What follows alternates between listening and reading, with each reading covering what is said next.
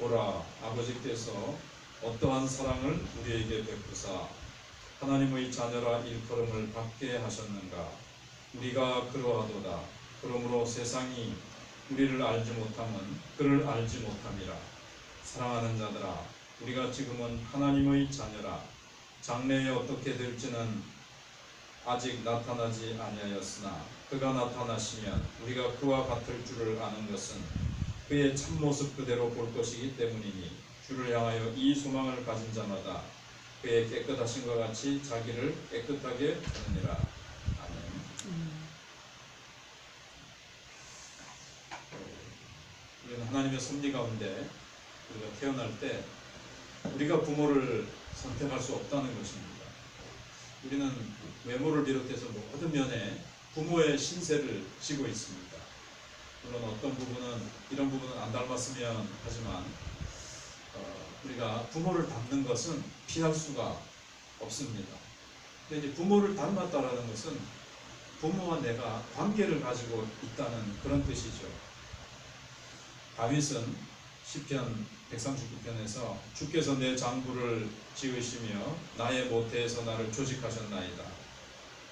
내 형질이 이루기 전에 주의 눈이 보셨으며 나를 위하여 정한 날이 하나도 되기 전에 주의 책에 다 기록이 되었나이다. 이렇게 고백하고 있습니다. 이 유전적으로 자기가 물려받는 것이 하나님의 총체적인 주권 아래 그렇게 되었다는 거죠. 내가 남자가 됐느냐 여자가 됐느냐 머리카락부터 시작해서 생김부터 성격까지 이게 하나님의 신묘막측한 하나님의 이 주권 가운데 나를 그렇게 빚으셨다는 겁니다. 근데 영적으로 이것을 생각을 해보면 하늘에 계신 우리 하나님 아버지와 우리가 마찬가지로 닮았다는 겁니다. 닮았다는 것은 관계를 가지고 있다는 거죠. 그래서 앞에서 29절에서 우리가 하나님의 자녀들은 그에게서 난 줄을 안다. 그런데 그가 의롭기 때문에 우리도 의를 행한다고 했습니다. 주님을 닮아서 우리도 의를 행하는 것이 우리의 삶의 습관처럼 되어 있다는 거죠. 그래서 우리가 하나님의 자녀다, 하나님으로부터 난 줄을 어떻게 압니까?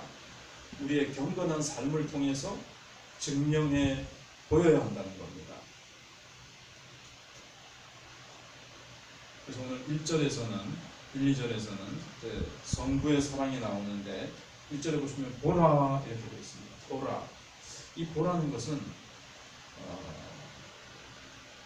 아가페의 사랑을 아버지께서 어떠한 사랑을 우리에게 베푸사 하나님의 자녀라 일컫는 걸 받게 하셨는가.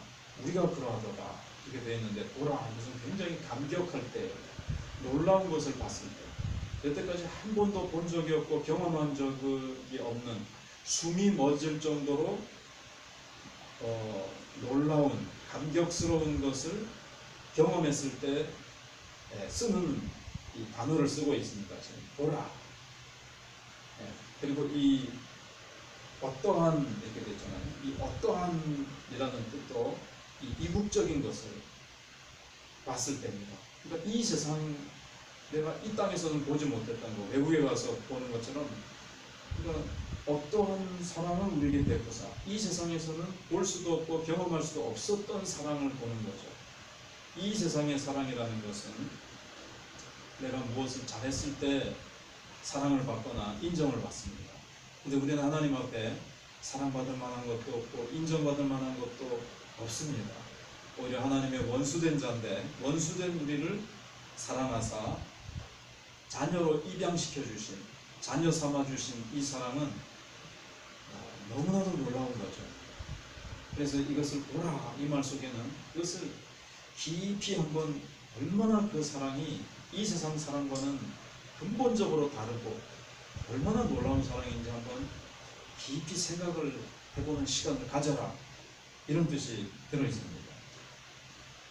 그냥 하나님 우리를 사랑하셨네 이렇게 쓱 지나가지 말고 이 놀라운 사랑이 이 세상 사랑과 비교해보면서 얼마나 놀랍고 깊고 상상할 수 없고 놀라운 사랑인지 이것을 생각하고 묵상해서 내 속에 깊이 스며들도록 하라, 이런 뜻이 들어있습니다. 도대체 이 사랑은 어떤 종류의 사랑인가 하는 거죠. 예수님의 제자들이 예수님께서 갈릴리 바다를 지나가다가 폭풍우를 탁 일어나셔서 잠잠케 할 때 이 어떠한 사람이기에 바람과 바다도 순종하는고 하면서 감탄하는 장면이 나온 것처럼, 우리가 이 세상에서 전혀 경험하지 못했던, 어떻게 나에게, 나 같은 존재에게 이러한 사랑을 베푸셨는가, 어떻게 하나님께서 나를 자녀 삼아주셨는가. 자녀라는 것은 하나님의 가족이 되었다는 것이고, 나를 사랑하사 독생자까지 내어주시고, 처음부터 끝까지 하나님께서 나를 구원하시고 자녀 삼으시기 위해서 어떠한 사랑을 베푸셨는가. 창세전부터 나를 택하시고 예수님을 사람 되어 보내셔서 쭉 100% 하나님이 처음부터 마지막까지 이루어 가시는 그 사랑을 우리가 이제 생각을 해보라는 거죠.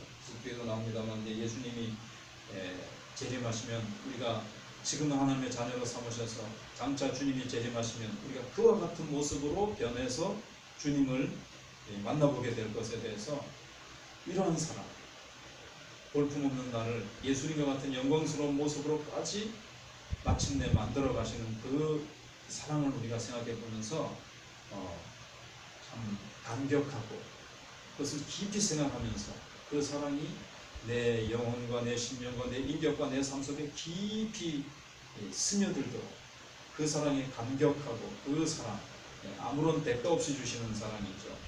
그래서 우리가 잘 알듯이 사랑받을 자격이 없는 사람들에게 아낌없이 아무런 대가 없이 주시는 그 사랑을 우리는 받았습니다. 하나님께서 우리를 사실은 자녀 삼으신 것은 예수 그리스도의 보혈로 말미암아 사실은 입양하신 겁니다.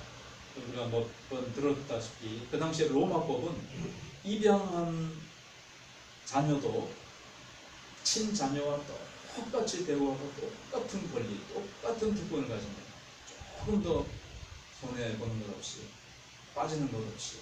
근데 우리가 종종, 저도 입양한 가정을 이렇게 들여다보면 참 우리가 친자식도 키우려면 희생이 필요한데, 자기 자녀가 아니었는데 자기 피를 자기가 낳지 않은, 지금 전혀 다른 사람이잖아요. 다른 사람을 자녀 삼아서 자녀랑 똑같이 키운다는 것은 엄청난 정신과 마음과 물질과 모든 면에서 희생이 필요하더라고요. 그런데 원래는 내 가족이 아니기 때문에, 우리 가족 내에서 아무런 권리가 없던 아이였는데 자녀 삼았다는 것은, 그에게 자녀 삼아서 모든 권리를 똑같이 준다는 것은 재산을 그만큼 희생해야 되고 내 자녀에게 가야 될 것을, 그런 부분들이 인간적으로 볼 때는 있는데, 영적인 것은 좀 다르겠습니다만, 그래도 상당 부분 이제 그와 같이 똑같이 하나님께서 우리를 자녀로 입양시키시기 위해서 얼마나 큰 희생을 치르셨습니까? 그런데 그 모든 것은 사실은 인간적으로 볼 때도 왜 그렇게 입양을 하겠습니까? 뭔가 끄는 뭐가 있겠죠. 그 아이의 죽은 부모가 자신과 오랜 친구 사이였을 수도 있고, 그 어떤 이유가 있겠죠. 그런데 근본적인 동기는 동정입니다. 그를 연민하고 불쌍히 여겨서 그렇게 하는 것 아니겠습니까? 사랑 때문에 베푸는 거죠. 마찬가지로 하나님께서도 자격 없고, 하나님의 가족이 왜 우리가 돼야 됩니까? 아무런 우리는 자격이나 수준이나 아무런 그런 이유가 없는 자였고, 우리는 하나님의 가족이기는커녕 원수였었는데, 하나님께서 우리를 자녀 삼으시고, 하나님께서 우리에게 예수 그리스도와 같이 하나님 나라를 상속받을 수 있도록, 로마서 8장에 있는 대로 자녀이면 후사 곧 그리스도와 함께한 후사고 하나님 나라를 함께 상속받을 자라 그랬습니다. 이러한 사랑을 베푸신 것을 우리가 깊이 사랑하면서 깨닫고 감격하면서 우리가 하나님 앞에서 이렇게 감사하면서 살아야 되겠습니다. 세상의 사랑은 뭔가를 해야 됩니다. 어떤 자녀가 시험에서 합격한 다음에 아버지에게 전화를 했습니다. 아버지, 저 시험에서 합격했어요. 그러니까 아버지가 하는 말이, 좋아, 그렇게 해야 우리가 계속 좋은 친구로 지낼 수 있어, 알았지? 이렇게 얘기를 합니다.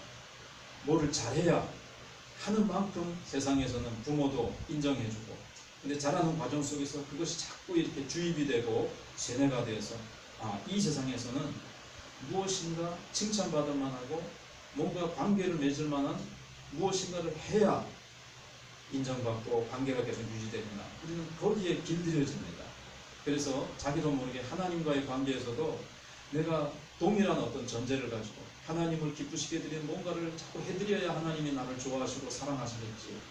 그래서 우리는 쉼 없이 일하려고 그러고 뭔가를 해드리려고 그러고, 하나님을 위해서 뭔가를 해드리지 않으면 불안하고 하나님이 나를 사랑하시지 않는가 싶은데, 하나님은 그런 것과 상관없이 봉사와 헌신을 하지 않아도 좋다는 얘기는 물론 결코 아닙니다. 아무렇게나 살아도 하나님은 나를 사랑하신다, 그런 얘기는 아닙니다. 그러나 하나님은 내 존재 자체를 아무런 사랑보다는 것이 없는 나를 사랑하시고 자녀 삼으시고 나를 위해서 자신의 모든 것을 주시는, 그래서 하나님의 가족으로 나를 삼으셨다는 것을 우리가 기억하면서 감격하고 찬송하며 기뻐하며 살아가는 우리가 되어야 되겠습니다.